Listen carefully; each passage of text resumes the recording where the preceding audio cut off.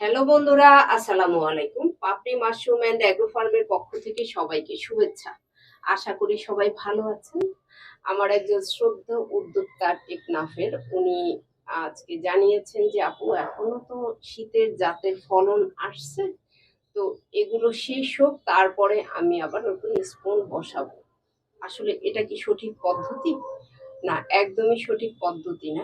স্পন বসানোর নিয়মটা হয়েছে আপনি ধারাবাহিকভাবে ১ মাস বা ১.৫ মাস পরে পরে আপনি স্পন বসাবেন। সেটা যে পদ্ধতিই করেন না কেন, সময় অনুযায়ী খড়ের সিলিন্ডার হোক অথবা স্পুন হোক, মোট কথা আপনার চাষ ঘরে যদি ধারাবাহিকভাবে স্পুন বা সিলিন্ডার বসানো না থাকে, তো সেক্ষেত্রে কি সমস্যা হয়, যখন একটা প্রোডাকশন প্রায় শেষের দিকে হয়, ফলনটা ছোট আকারে হয়, আপনি কিন্তু দাম পাবেন না এবং আপনার ভোক্তা নষ্ট হবে। কারণ পছন্দ যদি না হয় সেই ক্ষেত্রে কিন্তু আসলে খুব একটা ভালো দামে কেউ খেতে চাবে না। আপনি নিজেও কি চাইবেন? না, মোটেই চাইবেন না।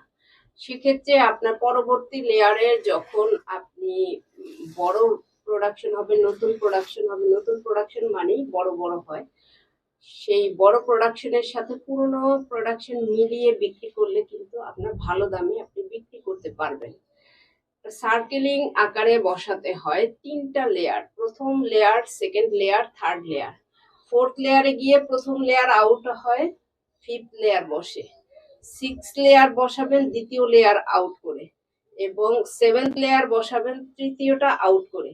এভাবে সার্কেলিং আকারে বসালেই আপনি খুব ভালোভাবে মার্কেট ধরতে পারবেন এবং ভোক্তা আপনার মাশরুম খেয়ে সবসময় স্যাটিসফাইড হবে। কারণ যখন শেষের দিকের মাশরুম গুলো আপনি বিক্রি করবেন, তখন কিন্তু অনেকাংশেই ভোক্তা নষ্ট হবে। চপের দোকানগুলো নিতে যাবে না, কারণ তারা তো ফ্রাই করে, তাদের মিনিমাম একটা সাইজ দরকার। তো সেক্ষেত্রে চপের দোকানগুলোও নিতে চাইবে না।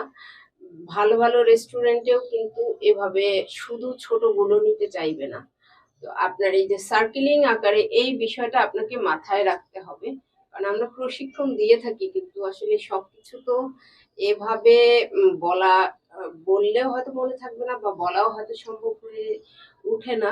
কারণ চাষ পদ্ধতি নিয়েই আসলে মেইন টার্গেট থাকে, কিন্তু বসানোর সিস্টেমটা যদি আপনার সার্কেলিং আকারে না হয়, সেক্ষেত্রে কিন্তু আপনার মার্কেট ধরে রাখাটা কঠিন। যেমন আমার এই উদ্যোক্তা শুরুর দিকে যে দামে বিক্রি করছেন, এখন কিন্তু তার থেকে কিছু অংশে কমে আসছে, কারণ তার পণ্যটা কম দামে ছাড়তে হচ্ছে। কখন আপনি কম দামে ছাড়বেন, সেক্ষেত্রে কি আপনার লাভ থাকবে? কম দামে তখনই ছাড়তে হয় যখন আপনার পণ্যের গুণগত মান ঠিক থাকে না।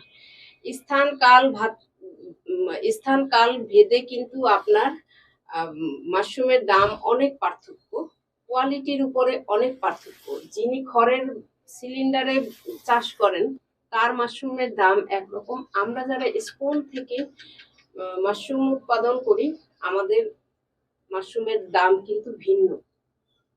৩ মাস বসে একটা স্পুন থেকে আমরা ২০০ গ্রাম পাই। সেক্ষেত্রে দামের ক্ষেত্রে আমি আর একটা ভিডিও দিব, যে কখন কোন সময় অনুযায়ী আপনাকে সচেতন হতে হবে, আর একটা ভিডিওতে আমি জানিয়ে দিব। কিন্তু আপনি এই ভিডিওতে জেনে নিন আপনার স্পুন বা সিলিন্ডার হোক, আপনার ধারাবাহিক কিভাবে আপনি বসাবেন। সেই ধারাবাহিকটা যদি সঠিকভাবে আপনি না করেন, সেক্ষেত্রে কিন্তু দেখেন আপনি প্রথম দিকে যে দামে বিক্রি করছেন, এখন কিন্তু আরো দাম বাড়ার কথা, কারণ এখন গরমের সময়। কিন্তু শীতের সময় আপনি যে দামে বিক্রি করছেন, এখন কিন্তু কমিয়ে বিক্রি করতে হচ্ছে, একমাত্র কারণ আপনার মাশরুমের উৎপাদনটা এখন ছোট ছোট হচ্ছে। কারণ শীতের জাতের ফলন এখন আসারই কথা না, তারপরও যেহেতু আপনি মেনটেন করছেন, যত্ন করছেন, তাই ফলনটা পাচ্ছেন। তো এইরকম যারা বুঝতে অসুবিধা, তারা এই ভিডিওটি দেখে জেনে নেবেন যে ধারাবাহিক কিভাবে আপনি মেনটেন করবেন এবং কোন পদ্ধতিতে আপনি চাষ করলে আপনি লাভবান হবেন এবং কিভাবে বিক্রি করলে আপনি লাভবান হবেন। ধীরে ধীরে আপনি পুরোটাই বুঝে যাবেন, কিন্তু শুরুটা সবার জন্য বুঝতে একটু অসুবিধা হয়। আপনাদের জন্যই তো আমরা এই পরিশ্রমটা করে যাচ্ছি। আশা করি ভিডিওটি আপনাদের কাজে লাগবে। ভালো থাকুন, সুস্থ থাকুন এবং নিজ ঘরে ঘরে মাশরুম চাষ করে নিজের পুষ্টির চাহিদা মিটিয়ে তুলুন। ভালো থাকুন। আল্লাহ হাফেজ।